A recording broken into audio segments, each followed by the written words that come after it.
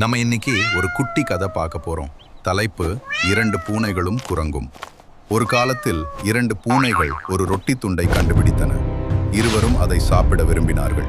ஆனால் அதை எப்படி பகிர்ந்து கொள்வது என்று சண்டையிடத் தொடங்கினார்கள். அவர்கள் சண்டையிட்டுக் கொண்டிருக்கும் போது ஒரு புத்திசாலி குரங்கு அங்கு வந்தது. அது கேட்டது, நீங்கள் ஏன் சண்டையிடுகிறீர்கள்? நான் இதை சமமாக பிரித்து தருகிறேன். பூனைகள் சம்மதித்து ரொட்டியை குரங்கிடம் கொடுத்தன. குரங்கு ரொட்டியை இரண்டு துண்டுகளாக உடைத்தது. ஆனால் ஒரு துண்டு பெரியதாகவும் மற்றொன்று சிறியதாகவும் இருந்தது. அதை சமமாக்க குரங்கு பெரிய துண்டிலிருந்து ஒரு கடி எடுத்தது. பின்னர் மற்ற துண்டு பெரியதாக ஆனது. அதையும் சமமாக்க குரங்கு அதிலிருந்தும் ஒரு கடி எடுத்தது. இவ்வாறு அது மீண்டும் மீண்டும் இரு துண்டுகளிலிருந்தும் சாப்பிட்டு சமமாக்குகிறேன் என்று கூறிக்கொண்டே இருந்தது. இறுதியில் ஒரு சிறிய துண்டு மட்டும் மிச்சம் இருந்தது. பூனைகள் அழுதபடி, அதையாவது எங்களுக்கு கொடு என்று கேட்டன. ஆனால் குரங்கு அந்த துண்டையும் சாப்பிட்டு, இது என் உதவிக்கான கூலி என்று சொன்னது.